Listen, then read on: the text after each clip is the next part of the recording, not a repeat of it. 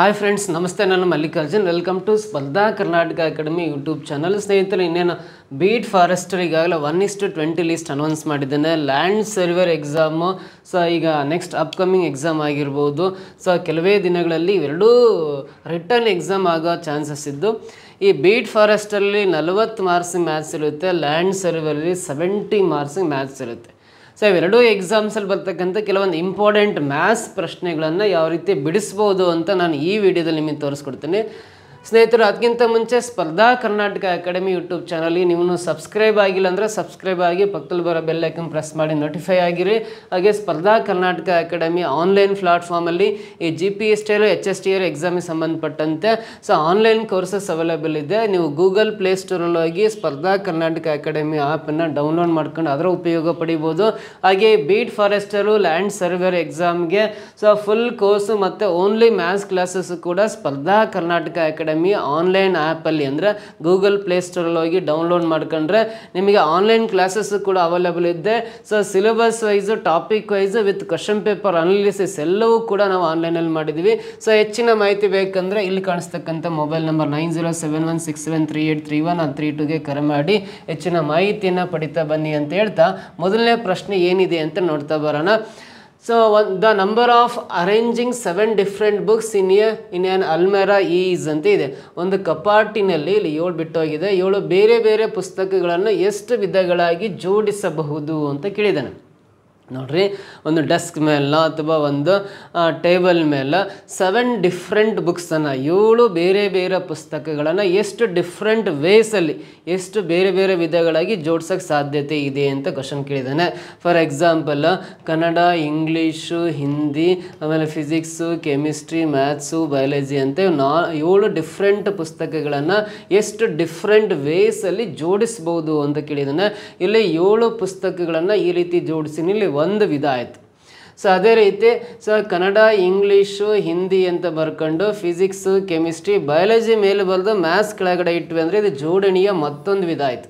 ಈ ಥರ 7 ಬೇರೆ ಬೇರೆ ಪುಸ್ತಕಗಳನ್ನು ಎಷ್ಟು ಡಿಫ್ರೆಂಟ್ ವೇಸಲ್ಲಿ ಜೋಡಿಸ್ಕೊಂತ ಬರ್ಬೋದು ಅಂತ ಕ್ವಶನ್ ಕೇಳಿದ್ದಾನೆ. ನಾನಿಲ್ಲಿ 2 ಥರ ಅಷ್ಟೇ ಜೋಡಿಸೀನಿ. ಹಿಂಗೆ ಜೋಡಿಸ್ಕೊಂತ ಹೋದ್ರೆ ಪ್ರಾಕ್ಟಿಕಲ್ ಮೆಥಡಲ್ಲಿ ಈ ಕ್ವಶನಿಗೆ ಆನ್ಸರ್ ಕಂಡುಹಿಡಿಯೋದು ಕಷ್ಟ ಸಾಧ್ಯ ಆಗುತ್ತೆ. ಅದಕ್ಕೋಸ್ಕರ ಇದನ್ನು ಸಿಂಪಲ್ಲಾಗಿ ನಾವು ಆನ್ಸರ್ ಮಾಡ್ಬೇಕಂದ್ರೆ ಪರ್ಮುಟೇಷನ್ ಅಂತ ಪಾಠ ಓದಿದ್ದೀವಿ ನಾವು. ಪರ್ಮುಟೇಷನ್ ಅಂದರೆ ಕನ್ನಡದಲ್ಲಿ ಕ್ರಮ ಯೋಜನೆ ಅಂತ ನಾವು ಸ್ಕೂಲ್ ಡೇಸಲ್ಲಿ ಮ್ಯಾಥ್ಸಲ್ಲಿ ಒಂದು ಪಾಠ ಓದಿದ್ದೀವಲ್ಲ. ಈ ಪರ್ಮುಟೇಷನ್ ಕ್ರಮಯೋಜನೆಯ ಕಾನ್ಸೆಪ್ಟನ್ನು ಯೂಸ್ ಮಾಡ್ಕೊಂಡ್ರೆ ವೆರಿ ಸಿಂಪಲಾಗಿ ಆನ್ಸರ್ ಮಾಡ್ಬೋದು. ಯಾವ ರೀತಿ ಅಂದರೆ, ಟೋಟಲಿ ಇಲ್ಲಿ ಕೊಟ್ಟಿರೋದು 7 ಪುಸ್ತಕಗಳು. ಈ 7 ಪುಸ್ತಕಗಳನ್ನು ಜೋಡಿಸ್ತಾ ಹೋಗ್ಬೇಕು ಅಂದರೆ 7P7 ಅಂತ ಬರ್ಕೋಬೇಕು. ಇಲ್ಲಿ ಮೇಲೆ ಕೆಳಗಡೆ 7 ಸೇಮ್ ಇದೆ ಅಂದರೆ ಇದು 7 ಫ್ಯಾಕ್ಟೋರಿಯಲ್ ಅಂತ ಬರೀತೀವಿ. ಕ್ರಮ ಯೋಜನೆಯಲ್ಲಿ ಪರ್ಮುಟೇಷನಲ್ಲಿ 7P7 ಅನ್ನು 7 ಫ್ಯಾಕ್ಟೋರಿಯಲ್ ಅಂತ ಬರೀತೀವಿ. 7 ಪುಸ್ತಕಗಳು ಹೇಳಿದ್ದಾನೆ, 7 ಪುಸ್ತಕಗಳನ್ನು ಜೋಡಿಸ್ತಾ ಹೋಗೋದ್ರಿಂದ 7P7 ಅಂತ ಬರೀಬೇಕು. 7P7 ವ್ಯಾಲ್ಯೂ 7 ಫ್ಯಾಕ್ಟೋರಿಯಲ್ ಆಗುತ್ತೆ. 7 ಫ್ಯಾಕ್ಟೋರಿಯಲ್ ವ್ಯಾಲ್ಯೂ 5040 ಬರುತ್ತೆ, 5040 ಆಗುತ್ತೆ. ಈ 7 ಪುಸ್ತಕಗಳನ್ನು ಒಂದು ಕಪಾಟಿನಲ್ಲಿ, ಅಲ್ಮೇರದಲ್ಲಿ 5040 ಡಿಫ್ರೆಂಟ್ ವೇಸಲ್ಲಿ ಜೋಡಿಸೋಕ್ಕೆ ಸಾಧ್ಯತೆ ಇದೆ. 5040 ಅಂತ ಇಲ್ಲಿ ಆಪ್ಷನ್ 3 ಒನ್ನಲ್ಲಿ ಇದೆಯಲ್ಲ, ಇದು ಸರಿ ಉತ್ತರ ಆಗುತ್ತೆ. ಇನ್ ಕೇಸ್ ನಿಮಗೆ 7 ಫ್ಯಾಕ್ಟೋರಿಯಲ್ ವ್ಯಾಲ್ಯೂ 5040 ಅನ್ನೋದು ನೆನಪಿಲ್ಲ ಅಂದ್ರೆ ಈ 7 ಇಂದ ಸ್ಟಾರ್ಟ್ ಮಾಡಿ ಇಳಿಕೆ ಕ್ರಮದಲ್ಲಿ ಡಿಸೆಂಡಿಂಗ್ ಆರ್ಡ್ರಲ್ಲಿ ಅಪ್ ಟು 1 ತನಕ ಅವೆಲ್ಲ ಸಂಖ್ಯೆಗಳು, ಅಪ್ ಟು 1ವರೆಗೂ ಎಲ್ಲ ಸಂಖ್ಯೆಗಳನ್ನು ಬರ್ಕೊಂಡು ಇವೆಲ್ಲವೂ ಗುಣಾಕಾರ ಮಾಡಿರಿ, ಮಲ್ಟಿಪ್ಲಿಕೇಶನ್ ಮಾಡಿ ಗುಣಾಕಾರ ಮಾಡಿ ನೋಡ್ರಿ, 5040 ಕರೆಕ್ಟ್ ಬರ್ತಾ ಇದೆ.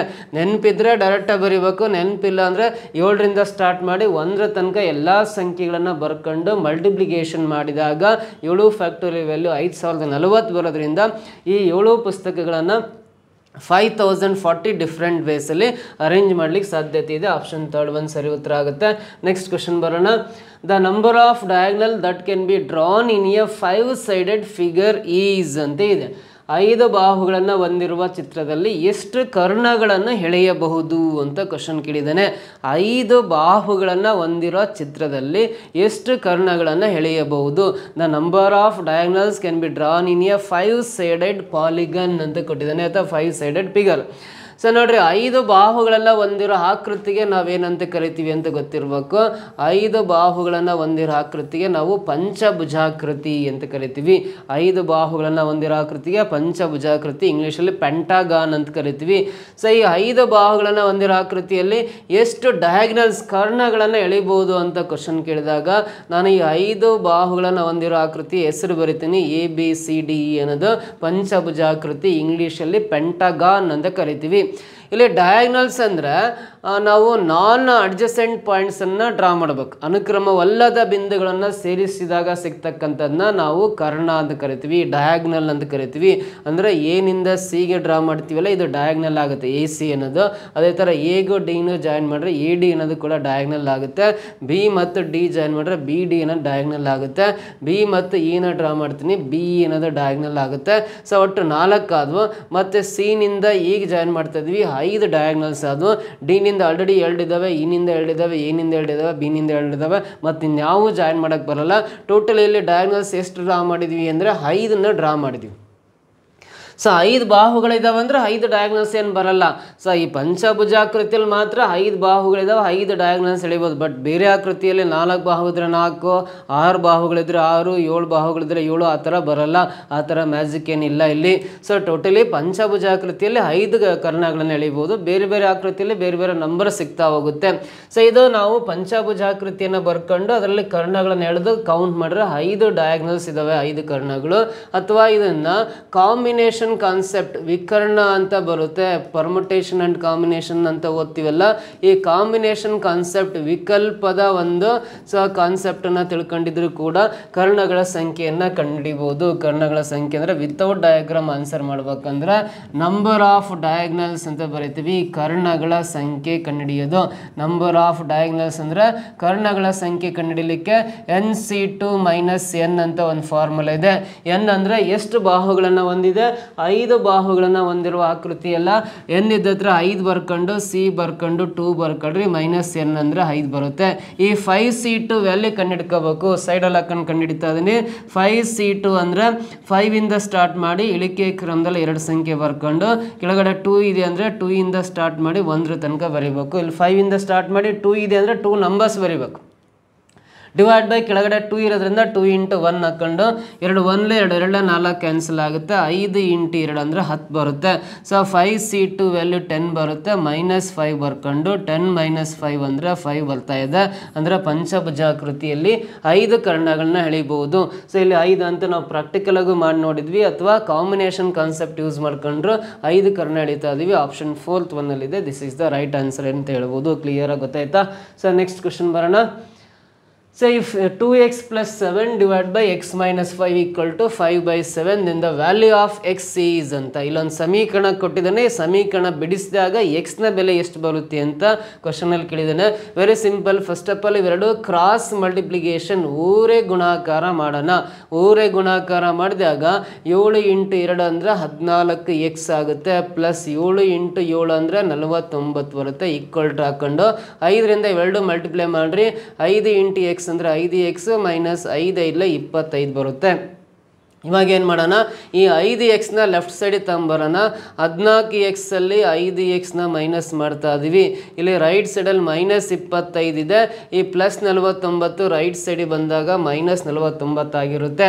14x ಅಲ್ಲಿ 5x ಕಳೆದಾಗ 9x ಉಳಿಯುತ್ತೆ. -25 -49 ಕೂಡಿದಾಗ ಎಷ್ಟಾಗುತ್ತೆ ಅಂದರೆ 60 14 -74 ಆಗುತ್ತೆ. x ವ್ಯಾಲ್ಯೂ ಬೇಕಂದ್ರೆ ಈ 9 ಈಕ್ವಲ್ಟಿಂದ ರೈಟ್ ಸೈಡ್ ಬಂದಾಗ ಡಿವೈಡ್ ಬೈ 9 ಆಗುತ್ತೆ. x ವ್ಯಾಲ್ಯೂ -74/9 ಬರುತ್ತೆ. -74/9 ಅನ್ನೋದು ಆಪ್ಷನ್ 3rd ಒನ್ನಲ್ಲಿದೆ ನೋಡ್ರಿ. ದಿಸ್ ಇಸ್ ದ ಆನ್ಸರ್ ಅಂತ ಹೇಳ್ಬೋದು. ಈ ಸಮೀಕರಣವನ್ನು ಬಿಡಿಸಿದಾಗ x ನ ಬೆಲೆ -74/9 ಬರ್ತಾ ಇದೆ. ಕ್ಲಿಯರ್ ಆಗಿ ಗೊತ್ತಾಯ್ತಾ? ಸೊ ನೆಕ್ಸ್ಟ್ ಕ್ವಶನ್ ಟ್ರೈ ಮಾಡ್ತಾ ಬರೋಣ. LCM of a square plus 3a plus 2, a square plus 5a plus 6, a square plus 4a plus 4 is ಅಂತ ಹೇಳಿದ್ದಾನೆ. ಇಲ್ಲಿ 3 ವರ್ಗ ಬಹುಪದೋಕ್ತಿಗಳು ಅಂತ ಕರಿತೀವಿ. ಕ್ವಾಡ್ರಾಟಿಕ್ ಪಾಲಿನಾಮಿಯಲ್ಸ್ ಅಂತ ಇಂಗ್ಲೀಷಲ್ಲಿ ಕರಿತೀವಿ.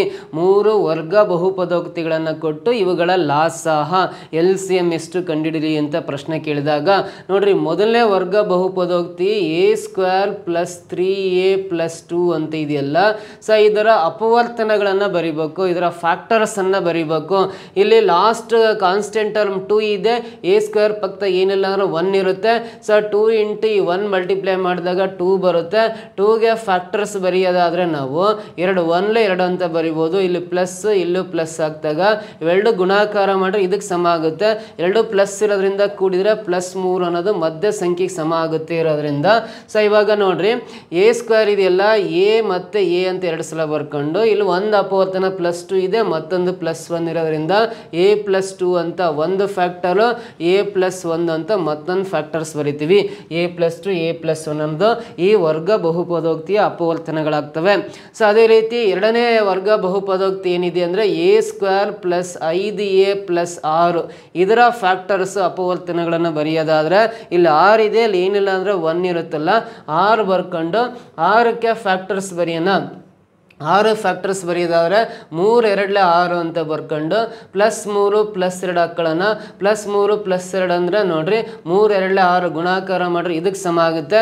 ಇವೆರಡು ಪ್ಲಸ್ ಇರೋದ್ರಿಂದ ಕೂಡಿದಾಗ +3 +2 ಅಂದರೆ ಮಧ್ಯ ಸಂಖ್ಯೆ +5ಗೆ ಸಮ ಆಗೋದ್ರಿಂದ ಸೊ ಇಲ್ಲಿ a ಸ್ಕ್ವೇರ್ ಇದೆಯಲ್ಲ a ಅಂತ ಬರ್ಕೊಂಡು ಒಂದು ಅಪವರ್ತನ +3 ಮತ್ತೊಂದು +2 ಇರೋದ್ರಿಂದ a +3 ಅಂತ ಒಂದು ಫ್ಯಾಕ್ಟರು, a +2 ಅಂತ ಮತ್ತೊಂದು ಫ್ಯಾಕ್ಟರ್ ಬರೀತಾ ಇದೀನಿ. ಓಕೆನಾ? ಸೊ ಇದಾದ್ಮೇಲೆ next a square plus 4a + 4 ಅಂತ ಬರ್ಕೊಂಡು ಸೊ ಇಲ್ಲಿ 4 ಇಂಟು ಇಲ್ಲಿ ಏನಿಲ್ಲ ಅಂದ್ರೆ 1 ಇರುತ್ತೆ, 4 ಬರ್ಕೊಂಡು 4ಕ್ಕೆ ಫ್ಯಾಕ್ಟರ್ಸ್ ಬರೆಯೋದಾರೆ 2 2 4 ಅಂತ ಬರ್ಕೊಳ್ಳೋಣ. +2 +2 ಅಂದರೆ ಮಧ್ಯ ಸಂಖ್ಯೆ +4ಗೆ ಸಮ ಆಗುತ್ತೆ. ಸೊ ಇವಾಗ a ಮತ್ತು a ಬರ್ಕೊಂಡು ಇಲ್ಲಿ +2 +2 ಅಂತ 2 ಫ್ಯಾಕ್ಟರ್ಸ್ ಇರೋದ್ರಿಂದ a +2 ಮತ್ತು a +2 ಅಂತ ಬರ್ಕೊಂಡು a +2 ಮತ್ತೊಂದು ಫ್ಯಾಕ್ಟರು a +2 ಅಂತ ಬರೆಯೋಣ. a +2 ಅಂತ ಬರ್ಕೊಂಡು ಸೊ ಇವಾಗ ನೋಡ್ರಿ ಲಾಸಹ ಕಂಡುಹಿಡಿಬೇಕಂದ್ರೆ LCM ಕ್ಯಾಲ್ಕುಲೇಟ್ ಮಾಡಬೇಕು. ಲಾಸಹ ಕಂಡುಹಿಡಿಬೇಕಂದ್ರೆ ಇಲ್ಲಿ ಅಪವರ್ತನಗಳಲ್ಲಿ ನೋಡ್ರಿ ಎಲ್ಲದರಲ್ಲಿರೋ ಕಾಮನ್ ಫ್ಯಾಕ್ಟರ್ ಇದರಲ್ಲಿ a + 2 ಇದೆ, ಇದರಲ್ಲಿ a + 2 ಇದೆ, ಇದರಲ್ಲಿ a + 2 ಇದೆಯಲ್ಲ, a + 2 ಬರ್ಕೊಂಬಿಟ್ಟು ಸೊ ನೆಕ್ಸ್ಟ್ ಎರಡರಲ್ಲಿ ಮತ್ತೆ ಅವರ ಕಾಮನ್ಸ್ ಇದಾವ. ಇಲ್ಲಿ a + 1 ಇದೆ, a + 3 ಇದೆ, a + 2 ಇದೆ, ಮತ್ತಿನ್ಯಾವ ಕಾಮನ್ ಇಲ್ಲ ಅಂದ್ರೆ ಉಳಿದಿರೋ ಫಸ್ಟ್ ಒನ್ನಲ್ಲಿ ಉಳಿದಿರೋದು a + 1 ಉಳ್ಕೊಂಡಿದೆ, a + 1 ಬರೆಯೋಣ. ಸೆಕೆಂಡ್ ಒನ್ನಲ್ಲಿ ಉಳಿದಿರೋದು a + 3 ಇದೆ, a + 3 ಬರೆಯೋಣ. ಮೂರನೇದ್ರಲ್ಲಿ ಉಳಿದಿರೋದು a + 2 ಉಳ್ಕೊಂಡಿದೆ, a + 2 ಬರೆಯೋಣ. ಇಲ್ಲಿ a + 2 ಏನಾಗುತ್ತೆ ಅಂದರೆ a + 2 ಹೋಲ್ ಸ್ಕ್ವೇರ್ ಆಗುತ್ತೆ. ಆಮೇಲೆ ಇಲ್ಲಿ a + 1 ಇದೆ, a + 1 ಬರೆಯೋಣ. ಇಲ್ಲಿ a + 3 ಇದೆ, a + 3 ಬರ್ಕೊಂಡ್ರೆ ಇದು ಕೊಟ್ಟಿರೋ ಬಹುಪದೋಕ್ತಿಗಳ ಲಾಸಹ ಆಗಿರುತ್ತೆ. a + 2 ಹೋಲ್ ಸ್ಕ್ವೇರ್ ಇಲ್ಲಿದೆ, a + 3 ಇದೆ, a + 1 ಇದೆ ಅಂದರೆ ಫಸ್ಟ್ ಆಪ್ಷನ್ ಇದೆ. ಆರ್ಡರ್ ವೈಸ್ ಇಲ್ಲದೆ ಇದ್ರೂ 3 ಟರ್ಮ್ಸ್ ಇರೋದ್ರಿಂದ ಫಸ್ಟ್ ಆಪ್ಷನ್ ಸರಿ ಉತ್ತರ ಆಗುತ್ತೆ. ಅವುಗಳ ಲಾಸಹ ಈ ರೀತಿ ಬರಿಬೋದು. ಓಕೆನಾ? ನೆಕ್ಸ್ಟ್ ಕ್ವಶನ್ ಬರೋಣ. ಸೊ ಇಲ್ಲೊಂದು ಸರಣಿ ಕೊಟ್ಟಿದ್ದಾನೆ 3 + 0.3 + 0.03 + 0.003 ಪ್ಲಸ್ ಅಂಡ್ ಸೊ ಆನ್. ಈ ಸಮ್ ಅಪ್ ಟು 6 ಟರ್ಮ್ಸ್ ಅಂದರೆ ಈ ಸರಣಿಯಲ್ಲಿ ಮೊದಲ 6 ಪದಗಳ ಮೊತ್ತ ಅಂತ ಕೇಳಿದ್ದೇನೆ. ನೀವು ಸಮಾಂತರ ಶ್ರೇಣಿ, ಗುಣೋತ್ತರ ಶ್ರೇಣಿ, ಹರಾತ್ಮಕ ಶ್ರೇಣಿ ಓದದೇ ಇದ್ರೆ ಸೊ ಈ ಒಂದು ಸರಣಿ ಗುಣೋತ್ತರ ಶ್ರೇಣಿ ಮೇಲೆ ಪ್ರಶ್ನೆ ಇದೆ.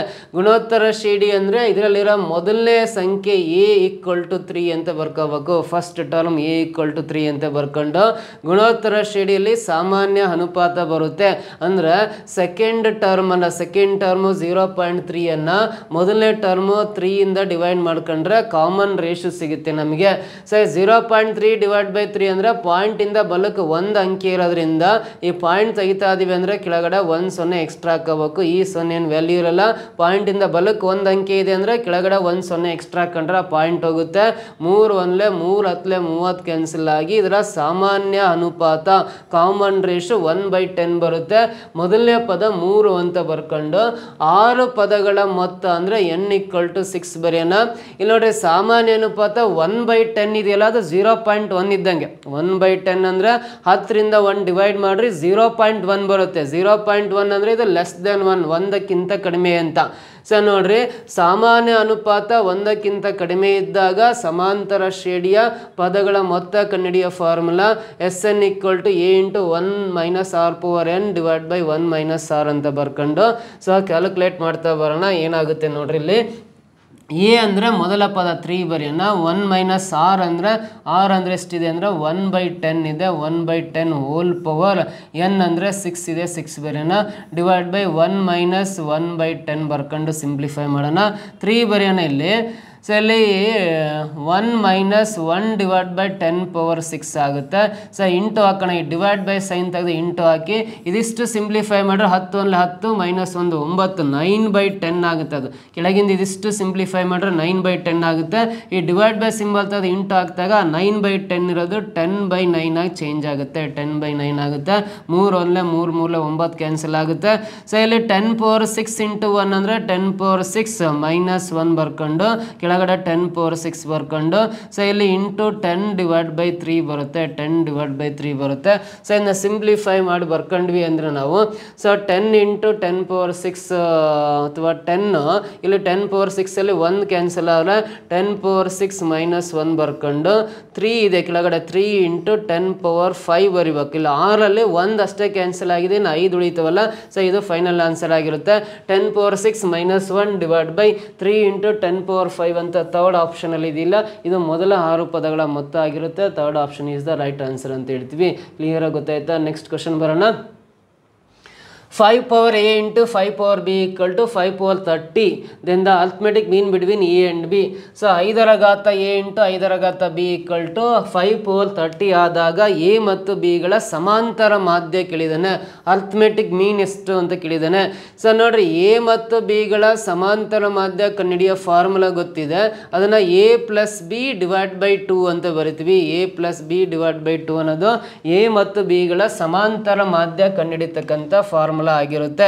ಸೊ ಹಾಗಾದ್ರೆ ಎ ಮತ್ತು ಬಿ ಗಳ ಸಮಾಂತರ ಮಾಧ್ಯ ಕಂಡುಹಿಡಿಬೇಕಂದ್ರೆ ಎ ಎಷ್ಟು ಬಿ ಎಷ್ಟು ಅಂತ ಗೊತ್ತಿರಬೇಕು, ಅಥವಾ ಎ ಪ್ಲಸ್ ಬಿ ಎಷ್ಟು ಅಂತ ಗೊತ್ತಾಗಬೇಕು. ಇಲ್ಲಿ ಕೊಟ್ಟಿರೋ condition 5/a into 5/b equal to 5/30 ಅಂತ ಕೊಟ್ಟಿದ್ದಾನೆ. ಅಂದ್ರೆ ಸೊ ಇಲ್ಲಿ ಬೇಸ್ ನಂಬರ್ 5, ಇಲ್ಲೂ ಬೇಸ್ ನಂಬರ್ 5 ಇದೆ ಅಂದ್ರೆ ಕಾಮನ್ ಒಂದೇ ಬೇಸ್ ಬರ್ಕೊಂಡು ಇಂಟು ಇದ್ದಾಗ ಮೇಲ್ಗಡೆ ಪವರ್ಸ್ ನ ಆಡ್ ಮಾಡೋಣ.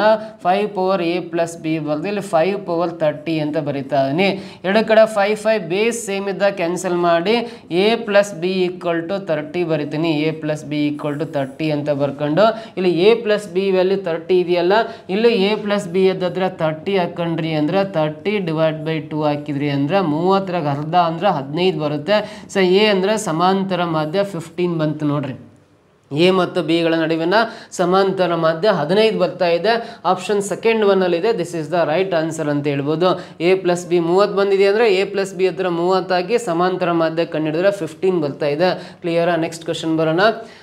So when 1 divided by √3 plus √2 minus 1 divided by √3 minus √2 is rationalized, the value is. ಇದನ್ನ ಅಕರಣೀಕರಿಸಿ ಸುಲಭ ರೂಪಕ್ಕೆ ತಂದ್ರೆ ಆನ್ಸರ್ ಎಷ್ಟು ಬರುತ್ತೆ ಅಂತ ಕೇಳಿದಾನೆ. ನೋಡ್ರಿ, ಇದನ್ನ ಸುಲಭ ರೂಪಕ್ಕೆ ತರೋದನ್ನ ಸುಲಭವಾಗಿ ಹೇಳ್ಕೊಡ್ತೀನಿ. ಸಿಂಪಲ್ ಮೆಥಡಲ್ಲಿ ಹೆಂಗೆ ಇದೆ ಅಂದ್ರೆ ಅಲ್ಲಿ ಸೊ ಅಲ್ಲಿ 1 ಡಿವೈಡ್ ಬೈ √3 ಪ್ಲಸ್ √2 ಇದೆಯಲ್ಲ, 1 ಡಿವೈಡ್ ಬೈ √3 ಪ್ಲಸ್ √2 ಇರೋದ್ರಿಂದ ಈ √3 ಪ್ಲಸ್ √2ರ ಅಕರ್ಣೀಕಾರಕ √3 ಮೈನಸ್ √2 ಆಗುತ್ತೆ. ಅದು ಮೇಲ್ಗಡೆ ಬರ್ಕೋಬೇಕು. ಸೊ ಇದರ ರ್ಯಾಷನಲೈಸಿಂಗ್ ಫ್ಯಾಕ್ಟರ್ ಅಂದರೆ ಇಲ್ಲಿ ಪ್ಲಸ್ ಇರೋದು ತೆಗೆದು ಮೈನಸ್ ಹಾಕಿದ್ರೆ ಆ ಛೇದದ ಅಕರ್ಣೀಕಾರಕ √3 ಮೈನಸ್ √2ನ ಮೇಲ್ಗಡೆ ಬರ್ಕೊಂಡು ಕೆಳಗಡೆ ನೋಡ್ರಿ ಈ √3 ಹೋಲ್ ಸ್ಕ್ವೇರ್ √3ಗೆ ಹೋಲ್ ಸ್ಕ್ವೇರ್ ಹಾಕಿ ಮೈನಸ್ ಹಾಕಿ, ಅಲ್ಲಿ ಪ್ಲಸ್ ಇದ್ರೂ ಕೂಡ ನಾನು ಮೈನಸ್ ಹಾಕ್ತೇನೆ, ಯಾಕಂದ್ರೆ ಅಕರ್ಣೀಕಾರಕ ನೆಗೆಟಿವ್ ಬರೋದ್ರಿಂದ. ಸೊ ಅವಾಗ ಇದು a plus B into a minus B formula ಪ್ರಕಾರ ಆಗುತ್ತೆ. Simple procedure. ಇದಿಷ್ಟು ಸಿಂಪ್ಲಿಫೈ ಮಾಡೋದು ಹೆಂಗೆ ಅಂದ್ರೆ ಇದರ ಅಕರ್ಣೀಕಾರಕ ಅಂದ್ರೆ ಪ್ಲಸ್ ತೆಗೆದು ಮೈನಸ್ ಹಾಕೊಂಡು ನ್ಯೂಮರೇಟರ್ ಬರ್ಕೋಬೇಕು.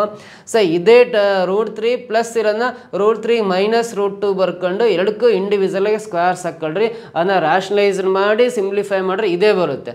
ಸೊ ಮೈನಸ್ ಹಾಕೊಂಡು ಇಲ್ಲೂ ಡಿನಾಮಿನೇಟರ್ಲಿ √3 ಮೈನಸ್ √2 ಇದೆಯಲ್ಲ, ಈ ಮೈನಸ್ ತೆಗೆದು √3 ಪ್ಲಸ್ √2 ಮೇಲ್ಗಡೆ ಹಾಕೊಂಡು ಅಗೇನ್ ಇಲ್ಲಿ √3 hole square minus √2 whole square ಅಂತ ಹಾಕೊಂಡು ಸಿಂಪ್ಲಿಫೈ ಮಾಡಿದ್ದೆ ಆದರೆ ಸ್ಕ್ವೇರ್ ರೂಟ್ ಕ್ಯಾನ್ಸಲ್ ಆಗಿ ಇಲ್ಲಿ 3 ಮೈನಸ್ 2 1 ಬರುತ್ತೆ. ಕೆಳಗೆ ಏನು ಬರೆಯೋ ಅವಶ್ಯಕತೆ ಇಲ್ಲ, √3 ಮೈನಸ್ √2 ಬರೆಯೋಣ. ಇಲ್ಲಿ ಸ್ಕ್ವೇರ್ ರೂಟ್ ಕ್ಯಾನ್ಸಲ್ ಆಗಿ 3 ಮೈನಸ್ 2 ಅಂದರೆ 1 ಬರುತ್ತೆ. ಅದನ್ನೇನು ಬರೆಯೋ ಅವಶ್ಯಕತೆ ಇಲ್ಲ. ಈ ಮೈನಸ್ ಇಂದ ಎರಡು ಮಲ್ಟಿಪ್ಲೈ ಮಾಡೋಣ, ಮೈನಸ್ √3 ಆಗುತ್ತೆ. ಮೈನಸ್ ಇಂಟು ಪ್ಲಸ್ ಅಂದರೆ ಮೈನಸ್ √2 ಆಗುತ್ತೆ. ಸೊ ಇಲ್ಲಿ ಪ್ಲಸ್ √3 ಮೈನಸ್ √3 ಕ್ಯಾನ್ಸಲ್. ಇಲ್ಲಿ ಮೈನಸ್ √2 ಅಂದರೆ ಮೈನಸ್ 2√2 ಆನ್ಸರ್ ಬರುತ್ತೆ. ಮೈನಸ್ 2√2 ಆನ್ಸರ್ ಬರುತ್ತೆ.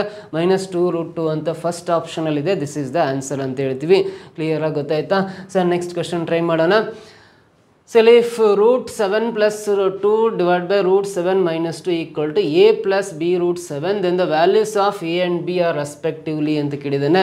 ಸೊ ಇಲ್ಲಿ a ಮತ್ತು b ನ ಬೆಲೆಗಳನ್ನು ಕಂಡುಹಿಡಿತಾ ಬರಬೇಕು. ಸೇಮ್ ಈಗ ಹೇಳ್ಕೊಟ್ನಲ್ಲ ಅದೇ ಪ್ರೊಸೀಜರ್. ಇಲ್ಲಿ ಲೆಫ್ಟ್ ಸೈಡಲ್ಲಿ ನೋಡ್ರಿ ರೂಟ್ 7 ಪ್ಲಸ್ 2 ಇದೆ ಅಂದ್ರೆ ಇದಕ್ಕೆ ರೂಟ್ 7ಗೆ ಸ್ಕ್ವೇರ್ ಹಾಕ್ರಿ. ಇಲ್ಲೇನಿದೆಯಲ್ಲ ಸಿಂಪಲ್ ಆಗಿ ಮಾಡ್ಬೇಕಂದ್ರೆ ನ್ಯೂಮರೇಟರ್ಲಿ ಟರ್ಮ್ ಇರೋದ್ರಿಂದ ನ್ಯೂಮರೇಟರ್ಲಿ ಒಂದು ಟರ್ಮ್ ಇರೋದ್ರಿಂದ ರೂಟ್ 7ಗೆ ಸ್ಕ್ವೇರ್ ಹಾಕಿ ಆ 2ಗೆ ಸ್ಕ್ವೇರ್ ಹಾಕ್ರಿ. 2ಗೆ ಸ್ಕ್ವೇರ್ ಹಾಕಿ ಪ್ಲಸ್ 2 ಇಂಟು ಎರಡು ಟರ್ಮ್ಸ್ ಬರೀಬೇಕು. ರೂಟ್ 7 ಇಂಟು 2 ಬರ್ಕೊಂಡು ಕೆಳಗಡೆ ನೋಡ್ರಿ root 7 whole square minus root 2 whole square ಅಂತಲೇ ಹಾಕಿ ಬರೀಬೇಕು. Root 7 whole square minus root 2 whole square ಅಂತ ಬರ್ಕೊಂಡು ರೈಟ್ ಸೈಡಲ್ಲಿ a ಪ್ಲಸ್ ಬಿ ರೂಟ್ 7 ಅಂತ ಬರ್ಕೊಂಡು ಸಿಂಪ್ಲಿಫೈ ಮಾಡಿರಿ. ಸೊ ಇಲ್ಲಿ ಸ್ಕ್ವೇರ್ ರೂಟ್ ಕ್ಯಾನ್ಸಲ್ ಆಗುತ್ತೆ. 7 2 ಸ್ಕ್ವೇರ್ ಅಂದರೆ 4, 7 ಪ್ಲಸ್ 4 ಅಂದರೆ 11, 2 ಇಂಟು 2 ಅಂದರೆ ಪ್ಲಸ್ 4 ರೂಟ್ 7 ಆಗುತ್ತೆ. ಕೆಳಗಡೆ ಸ್ಕ್ವೇರ್ ರೂಟ್ ಕ್ಯಾನ್ಸಲ್ ಆಗಿ ಸ್ಕ್ವೇರ್ ರೂಟ್ ಕ್ಯಾನ್ಸಲ್ ಆಗಿ ಸೊ ಇಲ್ಲಿ ಸರ್ ಇದಕ್ಕೆ ರೂಟ್ ಇಲ್ವಲ್ಲ, ಇದಕ್ಕೆ ರೂಟ್ ಇಲ್ಲ, ಜಸ್ಟ್ 2 ಸ್ಕ್ವೇರ್, ಇಲ್ಲಿ 2 ಅಷ್ಟೇ ಇರೋದು, ರೂಟ್ ಇಲ್ಲ, ರೂಟ್ ತೆಗಿಯೋಣ. 7 ಸ್ಕ್ವೇರ್ ರೂಟ್ ಕ್ಯಾನ್ಸಲ್ ಆಗುತ್ತೆ. 7 ಮೈನಸ್ 2 ಸ್ಕ್ವೇರ್ ಅಂದರೆ 4, 7 ಮೈನಸ್ 4 ಅಂದರೆ 3 ಬರುತ್ತೆ, equal to a plus B root 7 ಅಂತ ಬರೀತೀನಿ. ಸೊ ಇದಕ್ಕೆ ಬೇರೆ ಡಿನಾಮಿನೇಟ್ರ್ 11/3 ಅಂತ, ಈ ಡಿನಾಮಿನೇಟ್ರ್ ಎರಡೂ ನ್ಯೂಮರೇಟರ್ಗೆ ಸಪ್ರೇಟ್ ಮಾಡಿ. ಸೊ ಆಮೇಲೆ 4/3 ರೂಟ್ 7 ಅಂತ ಬರ್ಕೊಳ್ರಿ. ಈ 3ನ 11/3 ಬರ್ಕೊಂಡು ಮತ್ತು 4 ರೂಟ್ 7/3 ಅಂತ ಬರ್ಕೊಂಡು a ಪ್ಲಸ್ ಬಿ ರೂಟ್ 7 ಅಂತ ಬರೆಯೋಣ. ಸೊ ಇಲ್ಲಿ ನೋಡ್ರಿ a ಪ್ಲಸ್ಸಲ್ಲಿ 11/3 ಇದೆ ಅಂದರೆ a ವ್ಯಾಲ್ಯೂ 11/3 ಅಂತ ಬರ್ಕೋಬೇಕು.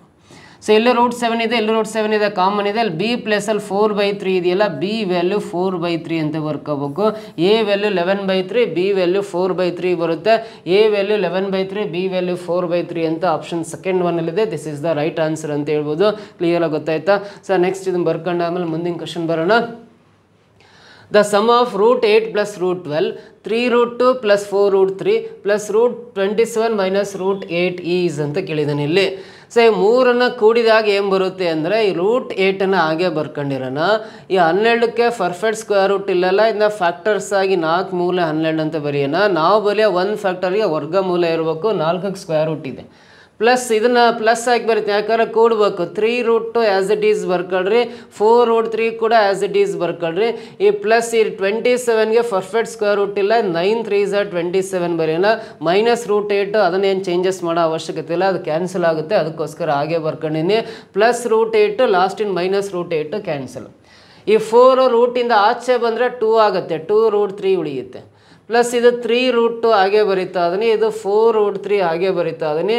ಈ 9 ರೂಟಿಂದ ಆಚೆ ಬಂದರೆ 3 ಆಗುತ್ತೆ, 3 ಇಂಟು ರೂಟ್ 3 ಒಳಗಡೆ ಹಾಗೆ ಬರೀತೀನಿ. ಸೊ ಇವಾಗ ಇದು 3 root 3 plus 4 root 3 7 root 3, 7 root 3 plus 2 root 3 ಅಂದರೆ 9 ಇಂಟು ರೂಟ್ 3 ಬರುತ್ತೆ. ಪ್ಲಸ್ 3 ರೂಟ್ 2 ಮುಂದ್ಗಡೆ ಹಾಗೆ ಬರೀತೀನಿ.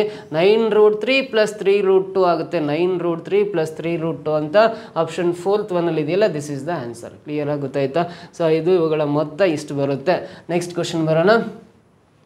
The maximum number of root 5, cube root 5, 4th root 10 and root 3. ಈ 4ರಲ್ಲಿ ಅತಿ ದೊಡ್ಡದು ಯಾವುದು ಅಂತ ಕೇಳಿದ್ದಾನೆ. ಈ 4ರಲ್ಲಿ ಅತಿ ದೊಡ್ಡದು ಯಾವುದು ಅಂತ ಕೇಳಿದಾಗ ಇದು ಏನಿಲ್ಲ ಅಂದರೆ ಇದು ಸ್ಕ್ವೇರ್ ರೂಟ್ ಅಂದರೆ 2 ಬರೀತಾ ಅದನ್ನು. ಇದು ಕ್ಯೂಬ್ ರೂಟ್ 5 ಇದೆಯಲ್ಲ 3 ಬರೀತಾನೆ 3. ಇದು 4th ರೂಟ್ 10 ಇದೆಯಲ್ಲ 4 ಬರೀತಾ ಅದನ್ನೇ. ಇದು ಸ್ಕ್ವೇರ್ ರೂಟ್ 3 ಎಲ್ಲ ಜಸ್ಟ್ ಸ್ಕ್ವೇರ್ ರೂಟ್ ಎಲ್ಲ 2 ಬರೀತಾನೆ. 2 3 4 2ಗೆ ಲಾಸ್ಟ್ ಸಹ ಕಂಡುಹಿಡ್ಕೊಳ್ಳೋಣ. 2 1 2, ಇದು 3 ಆಗಿ ಅಲ್ಲಿ 2 2 4, ಇದು 2 1 2. ಇವ್ಯಾವ ಒಂದೇ ನಂಬರಿಂದ ಕ್ಯಾನ್ಸಲ್ ಆಗಲ್ಲ, ಎಲ್ಲ ಮಲ್ಟಿಪ್ಲೈ ಮಾಡೋಣ. 2 ಇಂಟು 1 2, 2 ಇಂಟು 3 6, 6 ಇಂಟು 2 12, 12 ಇಂಟು 1 12 ಬರೋದ್ರಿಂದ ಇವುಗಳ ಲಾಸ್ಟ್ ಸಹ LCM 12 ಬರ್ತಾ ಇದೆ ಅಂದರೆ, ಲಾಸ್ಟ್ ಸಹ 12 ಬಂದಿದೆ ಅಂದರೆ ಎಲ್ಲಕ್ಕೂ 12th ರೂಟ್ ಹಾಕೋಬೇಕು. ಎಲ್ಲಕ್ಕೂ 12th ರೂಟ್ ಹಾಕೊಂಡು 12th ರೂಟ್ ಹಾಕೊಂಡು ಸೊ ಇದು ಸ್ಕ್ವೇರ್ ರೂಟ್ ಅಲ್ಲ 2 ಇದ್ದಂಗೆ. 2 ಎಷ್ಟಲೇ 12 ಅಂದರೆ 2 6ಲೇ 12 ಅಲ್ಲ. ಸೊ ಹಾಗಾಗಿ 5 ಪವರ್ 6 ಅಂತ ಬರೀಬೇಕು. ಸೊ ಇದು 2 ಸ್ಕ್ವೇರ್ ರೂಟ್ ಅಂದರೆ ಇಲ್ಲಿ 12 ಇದೆ ಅಂದರೆ ಸೊ 12th ರೂಟಲ್ಲಿ LCM 12 ಬಂದಿದೆ ಅಂದರೆ 12th ರೂಟ್ ಹಾಕೊಂಡು ಇಲ್ಲಿ ಸ್ಕ್ವೇರ್ ರೂಟ್ ಅಲ್ಲ 2 6ಲೇ 12, ಹಾಗಾಗಿ 5 ಪವರ್ 5 ಬರ್ಕೊಂಡು ಪವರ್ 6 ಬರೀಬೇಕು. ಸೊ ಅಗೇನ್ ಎರಡನೇದಕ್ಕೆ ಕೂಡ ಇದನ್ನ ಕ್ಯೂಬ್ ರೂಟರನ್ನು 12th ರೂಟ್ ಅಂತ ಬರ್ಕೊಂಡು ಇದು 3 4 12 ಆಗೋದ್ರಿಂದ 4s are ಬರೋದ್ರಿಂದ ಈ 5 ಪವರ್ 4 ಅಂತ ಬರ್ಕೋಬೇಕು. ಸೊ ಇದು ಕೂಡ 4th ರೂಟ್ ಇರೋದು 12th ರೂಟ್ ಆಗಿ ಚೇಂಜ್ ಮಾಡ್ಕೊಂಡು ಸೊ ಇದು 4 ಇದೆಯಲ್ಲ 4 × 3 4 3 12 3 ಬರುತ್ತೆ ಅಂದಮೇಲೆ ಈ 10ರ ಘಾತ 3 ಬರಿಬೇಕು ಅದನ್ನ. ಸೊ ಇದು ಸ್ಕ್ವೇರ್ ರೂಟ್ ಅಲ್ಲ, ಇಲ್ಲಿ 2 ಇದ್ದಂಗೆ ಸೊ ಇದನ್ನ 12th ರೂಟ್ ಅಂತ ಬರ್ಕೊಂಡ್ರೆ ಇದು 2 6 12 ಅಲ್ಲ 6 ಬರುತ್ತೆ, 3/6 ಅಂತ ಬರ್ಕೊಂಡು ಇವಾಗ ಎಲ್ಲ ಸೇಮ್ ಒಂದೇ ರೂಟ್ ಆಯಿತು. 12th route 12th route 12th route 12th route 5/6 ಅಂದರೆ 5ನ 6 ಸಲ ಬರ್ಕೊಂಡು ಗುಣಾಕಾರ ಮಾಡಬೇಕು ಅಂತ. 5ಅನ್ನು 6 ಟೈಮ್ಸ್ ಬರ್ಕೊಂಡು ಮಲ್ಟಿಪ್ಲೈ ಮಾಡಿದ್ರೆ 6 ಟೈಮ್ಸ್ ಬರ್ಕೊಂಡು ಮಲ್ಟಿಪ್ಲಿಕೇಶನ್ ಮಾಡಿದ್ರೆ ಎಷ್ಟು ಬರುತ್ತೆ? 5 × 5 25 × 5 125 × 5 625 × 5 ಸೊ ಎಷ್ಟು ಬರುತ್ತೆ? 3125 × 5 ಅಂದರೆ 15625 ಬರುತ್ತೆ. 15,625 ಬರೀತಾ ಇದೀನಿ. ಸೊ 5/4 ಅಂದರೆ 5 4 ಸಲ ಹಾಕೊಂಡು ಮಲ್ಟಿಪ್ಲೈ ಮಾಡಿದ್ರೆ 625 ಬರುತ್ತೆ ಅಷ್ಟೇ. ಸೊ ಇಲ್ಲಿ 12th ರೂಟ್ ಆಫ್ 10³ ಅಂದರೆ 10 3 ಸಲ ಹಾಕೊಂಡು ಗುಣಾಕಾರ ಮಾಡಿದ್ರೆ 1000 ಬರುತ್ತೆ. ಸೊ ಇಲ್ಲಿ 12th ರೂಟ್ ಆಫ್ 3/6 3ನ್ನು 6 ಸಲ ಬರ್ಕೊಂಡು ಹಿಂಗೆ 3ನ್ನು 6 ಟೈಮ್ಸ್ ಬರ್ಕೊಂಡು ಮಲ್ಟಿಪ್ಲೈ ಮಾಡಿದ್ರೆ ಎಷ್ಟು ಬರುತ್ತೆ ಅಂತ ನೋಡ್ಕೋಬೇಕು. 6 ಸಲ ಬರ್ಕೊಂಡು ಮಲ್ಟಿಪ್ಲಿಕೇಶನ್ ಮಾಡಿದ್ರೆ 3 3 9 9 3 27 27 3 81 × 3 243 × 3 ಅಂದರೆ 729 ಆಗುತ್ತೆ. 729 ಬರುತ್ತೆ. ಸೊ ಎಲ್ಲವೂ 12th ರೂಟೇ, ಎಲ್ಲವೂ ಇದು 12th ರೂಟ್ ಎಲ್ಲವೂ 12th ರೂಟೇ ಇದ್ದು. ಸೊ ಇಲ್ಲಿ ಅತಿ ದೊಡ್ಡ ಸಂಖ್ಯೆ 15,625 ಇದೆ ಅಂದರೆ ಇವುಗಳಲ್ಲಿ ಅತಿ ದೊಡ್ಡದಂದ್ರೆ ಫಸ್ಟ್ ಒನ್ ಅಂದರೆ ಸ್ಕ್ವೇರ್ ರೂಟ್ ಆಫ್ 5 ಅನ್ನೋದೇ ಅತಿ ದೊಡ್ಡ ಸಂಖ್ಯೆ ಆಗಿರುತ್ತೆ. ಇಷ್ಟರಲ್ಲಿ ಅತಿ ದೊಡ್ಡ ಸಂಖ್ಯೆ ಅಂದರೆ ಸ್ಕ್ವೇರ್ ರೂಟ್ ಆಫ್ 5 ಅನ್ನೋದೇ ಅತಿ ದೊಡ್ಡ ಸಂಖ್ಯೆ ಆಗಿರುತ್ತೆ. ಆಪ್ಷನ್ ಫಸ್ಟ್ ಒನ್ ಇದಕ್ಕೆ ಸರಿ ಉತ್ತರ ಅಂತ ಹೇಳ್ಬೋದು. ಕ್ಲಿಯರ್ ಆಗಿ ಗೊತ್ತಾಯ್ತಾ? ಇವಿಷ್ಟು ಪ್ರಶ್ನೆಗಳನ್ನು ಸಾಲ್ವ್ ಮಾಡೋ ವಿಧಾನ ಹೇಳ್ಕೊಟ್ಟಿದ್ದೀನಿ. ನೆಕ್ಸ್ಟ್ ವಿಡಿಯೋದಲ್ಲಿ ಇನ್ನೂ ಬೇರೆ ಬೇರೆ ಪ್ರಶ್ನೆಗಳೊಂದಿಗೆ ನಿಮ್ಮ ಮುಂದೆ ಬರ್ತೀನಿ. Thank you so much.